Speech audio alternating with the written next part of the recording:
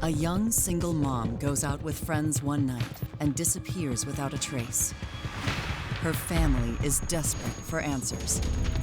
Surveillance photos lead police to 3 men. We identified all 3 of the people that she left that evening with. It's a race against time before the investigative trail goes cold. Where is Savannah Spurlock? It blows my mind that there would just be no trace of her.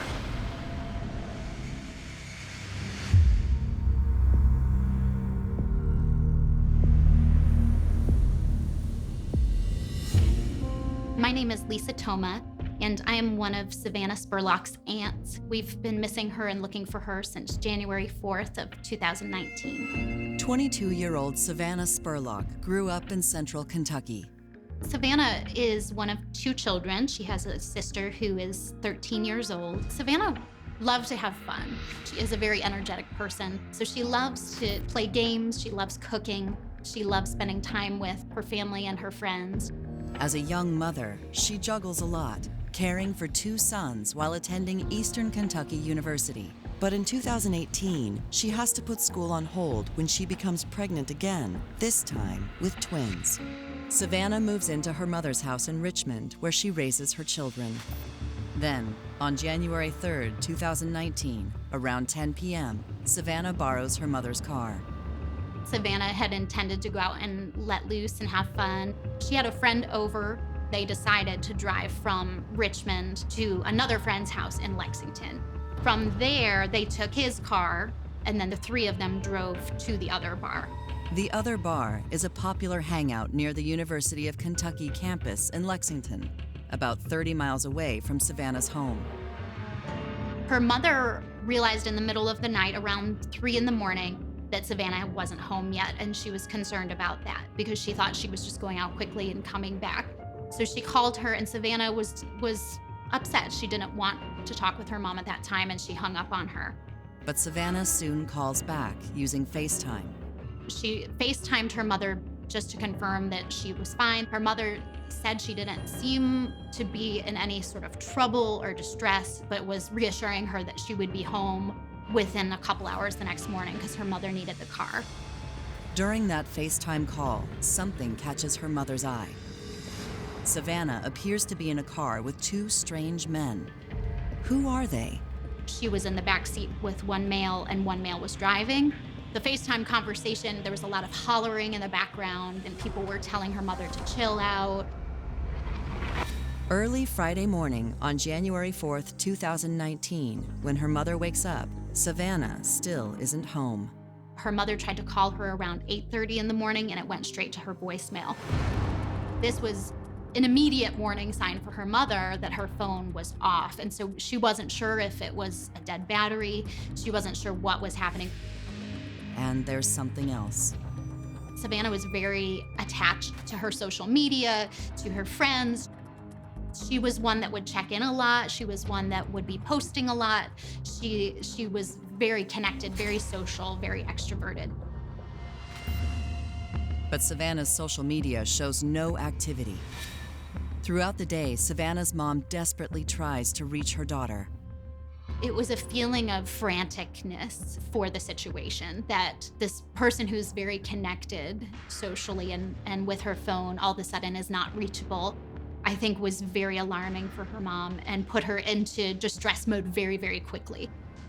After not hearing from her daughter all day, Savannah's mother makes a decision. She called police that evening of Friday the 4th.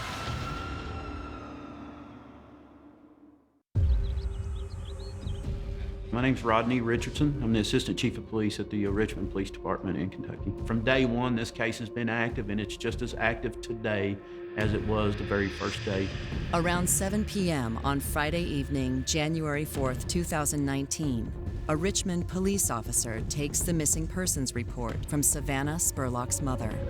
When her mom hasn't heard from her, and she won't return any phone calls, and her social media accounts have gone inactive, that is worrisome. The very first people we wanted to talk to was the last people that we knew she was with for sure. Police speak with Savannah's 2 friends who went out with her that night. So we know that Savannah and a friend had stopped at another friend's house. She left her car at the friend's house, and the friend drove her and her other friend over to the bar. They got to the bar just a little after midnight. According to her friends, soon after arriving at the bar, they meet 3 men. Didn't know who they were and had never seen them before. I don't think either of her friends felt uncomfortable with these individuals at that time. And it sounds like they were getting to know each other and having fun. It doesn't seem like it was anything concerning at the bar. They stayed at the bar for a couple hours. The gentleman that she went with had somewhere to be early the next day, so he left. A short time later, Savannah's girlfriend is ready to leave, but Savannah isn't.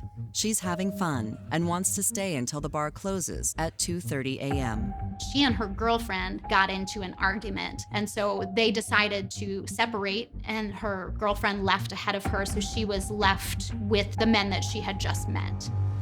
Police track down her mother's car at her friend's house. What they find inside raises more questions. She left her main purse in the car.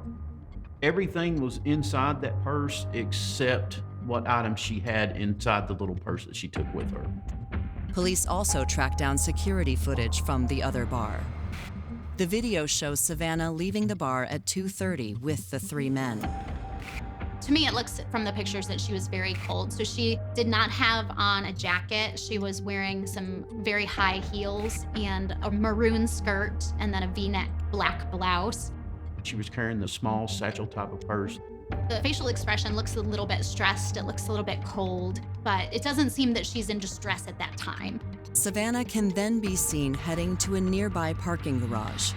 We have security video, some still shots from the parking garage of her walking to the vehicles with the males.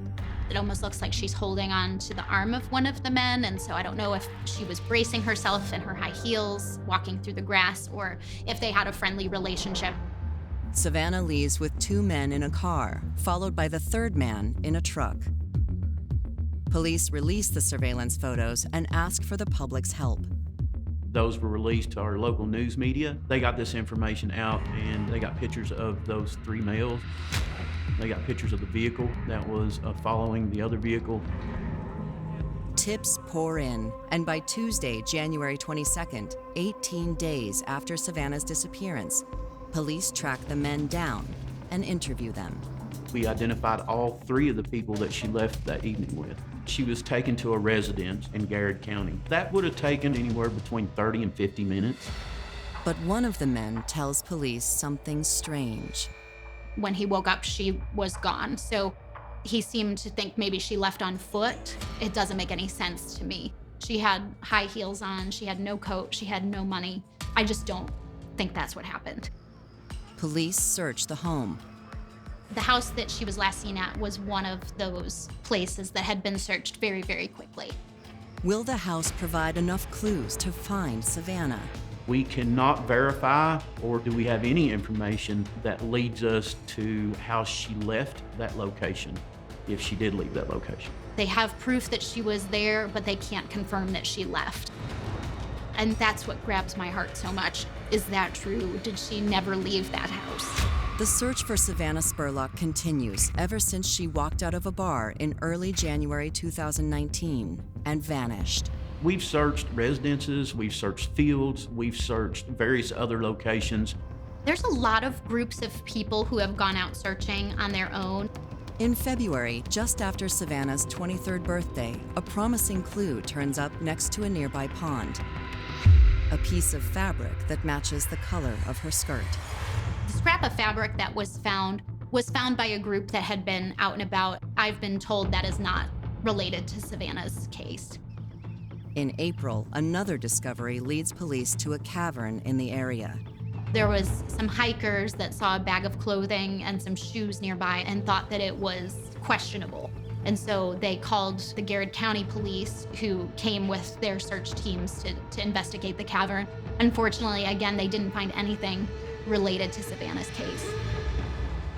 We've searched other counties, we've searched all kinds of different places. To name them off, it'd probably be easier to name the places we haven't searched. As police keep investigating, they remain tight-lipped. These types of cases, the police can't share a whole lot with family. We don't share a whole lot with media. We keep some things to ourselves for obvious reasons. There's a lot of speculation surrounding her case because there's not a lot of information provided by police. Was there an accident that happened? Was there foul play involved? Was there some kind of argument that occurred? Did she leave on foot and somebody picked her up? I think that there are people involved in this situation who know the whole truth, and I don't think they're telling the whole truth.